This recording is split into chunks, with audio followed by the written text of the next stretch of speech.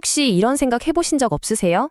아, 내 주변 환경 때문에 내가 더 이상 크지 못하는구나 하는 그런 느낌이요. 오늘은 우리가 어떻게 그 한계를 뛰어넘어서 내 안에 있는 비전으로 자유로워질 수 있는지 한 편의 오래된 이야기를 통해 같이 한번 알아보겠습니다.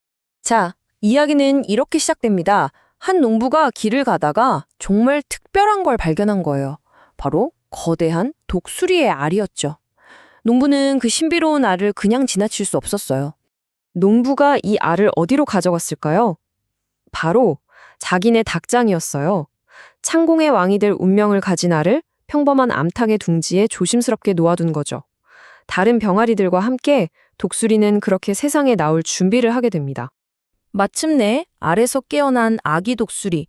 근데요, 그 독수리가 처음 본 세상은 넓은 하늘이 아니라 닭들만 바글거리는 좁은 닭장이었어요. 그러니 자기가 닭이라는 걸 한 번도 의심해 본 적이 없었죠. 하늘을 보는 대신 땅을 쪼는 법을 배웠고 날아오르는 꿈 대신 모이를 쫓는 현실에 그냥 만족해 버린 겁니다. 너무 안타깝게도 자기의 진짜 모습을 완전히 잊어버린 거죠. 그러던 어느 날이었어요. 무언가에 이끌린 듯 독수리는 고개를 들었습니다. 그리고 숨을 멈췄죠. 저 위, 하늘에서 거대한 날개를 펴고 바람을 타는 너무나 위엄있고 아름다운 새. 그건 바로 자기 자신의 미래, 자신의 진짜 모습이었어요. 그는 옆에 있던 닭에게 떨리는 목소리로 물어봤습니다. 여기서 정말 운명을 가르는 한마디가 나옵니다. 닭이 아주 심드렁하게 말하는 거예요. 아, 저거 독수리잖아. 새들의 왕이지. 근데 넌 꿈도 꾸지 마. 넌 우리랑 똑같은 닭이니까. 바로 그 한마디가 독수리의 날개를 완전히 꺾어버렸습니다. 그는 다시는 하늘을 쳐다보지 않았고 평생을 닭으로 살다가 결국 닭으로 죽고 말았죠. 이 이야기는 우리에게 아주 서늘한 질문 하나를 던집니다. 바로 이 독수리의 이야기가요, 오늘 우리가 살펴볼 한 사람, 요셉의 이야기와 정말 놀라울 정도로 똑같습니다. 위대한 독수리의 꿈을 품었지만 형제들의 시기와 세상의 오해라는 차가운 닭장에 갇혀서 자신의 진짜 정체성을 잃어버릴 뻔했던 인물이죠. 요셉의 시련, 이게 뭐 한두 해가 아니었어요.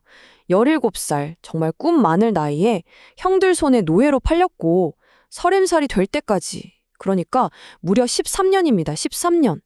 인생의 가장 빛나는 황금기를 노예와 죄수라는 가장 어두운 구덩이에서 보내야만 했던 거죠. 그가 겪은 고통은 단순히 환경이 힘든 수준이 아니었어요. 이건 뭐랄까, 영혼을 파괴하는 고통이었죠. 세상에서 가장 믿었던 가족에게 버림받는 배신, 나는 정말 올바르게 행동했는데 오히려 더 깊은 수렁으로 빠지는 불의, 그리고 유일한 희망이라고 믿었던 사람에게는 완전히 잊히는 절망까지, 이 모든 게 그의 영혼을 갉아먹고 있었습니다. 그렇다면 진짜 궁금한 건 이거죠. 대체 어떻게 이걸 버텨냈을까요? 그 깊은 절망 속에서 어떻게 다시 일어설 수 있었을까요? 바로 그 비밀의 열쇠가 회복 탄력성이라는 개념 안에 있습니다. 회복 탄력성, 말이 좀 어렵죠? 쉽게 말해서 마음의 근육 같은 거예요. 공을 바닥에 세게 던지면 오히려 더 높이 튀어오르잖아요? 바로 그런 힘입니다. 그냥 버티는 걸 넘어서 역경을 딛고 오히려 더 강해지는 힘. 요셉이 바로 이 힘의 끝판왕이었던 거죠. 그럼 요셉의 회복 탄력성 비법 3가지로 딱 정리해 볼게요. 첫 번째, 이야기 다시 쓰기예요. 이건 저주가 아니야. 분명히 더 큰 뜻이 있을 거야. 라고 생각하는 거죠. 두 번째, 현재에 최선을 다하기. 노예일 땐 최고의 노예로, 죄수일 땐 가장 성실한 죄수로. 어떤 환경에서든 완벽하게 해낸 겁니다. 그리고 마지막, 용서. 복수심이라는 감옥에 자기 자신을 가두는 대신 자유를 선택한 거죠. 이 말이 요셉의 이야기 다시 쓰기 능력을 정말 제대로 보여주는 대목인데요.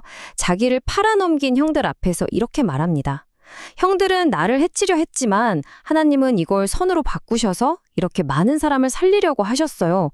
와, 이 순간 그의 모든 고통과 상처가 사명으로 바뀌는 거죠. 그런데 요셉의 이야기는 여기서 끝나지 않습니다. 아, 한 사람이 고난을 이겨내고 성공했구나 하는 그런 개인적인 스토리가 아니라는 거죠. 그의 회복 탄력성이 한 나라, 아니 역사의 물줄기 자체를 어떻게 바꿔놓았는지 그 엄청난 결과를 한번 보시죠. 그의 영향력은 정말 어마어마했습니다. 먼저 이집트라는 초강대국을 7년이라는 끔찍한 대기근에서 구해냈고요. 그리고 두 번째, 굶어 죽을 뻔했던 자기 가족들을 구한 걸 넘어서 그들이 나중에 하나의 거대한 민족으로 자라날 수 있는 안전한 울타리가 되어주었습니다. 바로 이 숫자, 70. 이게 모든 것의 시작이었어요. 요셉 덕분에 이집트로 이주한 이 70명의 가족이 400년 뒤에는요, 군대에 나갈 수 있는 남자만 60만 명이 넘는 거대한 민족, 바로 이스라엘의 씨앗이 됩니다. 정말 한 사람의 회복 탄력성이 역사를 바꾼 거죠. 결국 이 모든 걸 가능하게 한 힘의 근원은 대체 뭘까요? 요셉의 이야기는 딱 하나의 진리를 가리킵니다. 바로 비전의 힘이죠. 한 사람의 꿈이 어떻게 한 민족 전체를 살릴 수 있는지 보여주는 가장 극적인 사례라고 할 수 있어요. 꿈이 없는 백성은 망한다. 성경에 나오는 말인데 정말 시대를 관통하는 진리죠. 비전이 사라진 곳에는 쇠퇴밖에 없다는 겁니다. 요셉이 그 깊고 어두운 구덩이 속에서도 절대 놓지 않았던 단 하나가 바로 이 비전, 즉 꿈이었습니다. 그 꿈이 있었기 때문에 지금의 고통을 미래를 위한 디딤돌로 바꿀 수 있었던 거예요. 자, 이제 이 이야기는 바로 여러분의 이야기가 됩니다. 여러분의 삶에서 여러분의 날개를 꺾고 자꾸만 땅만 보게 만드는 그 닭장은 뭔가요? 어쩌면 만족스럽지 못한 직장일 수도 있고 떨쳐내지 못한 과거의 상처일 수도 있겠죠. 아니면 난 어차피 안 돼 라고 스스로 그어버린 한계선일 수도 모릅니다. 마지막으로 이 질문을 드리고 싶습니다. 그 닭장 너머에 있는 여러분의 진짜 모습, 저 넓은 하늘을 향해 날아오를 여러분 안에 독수리는 과연 어떤 꿈을 꾸고 있나요? 기억하세요. 우리는 환경이 만들어낸 닭이 아니라 비전으로 현실을 만들어가는 독수리입니다. 여러분의 비전은 무엇입니까?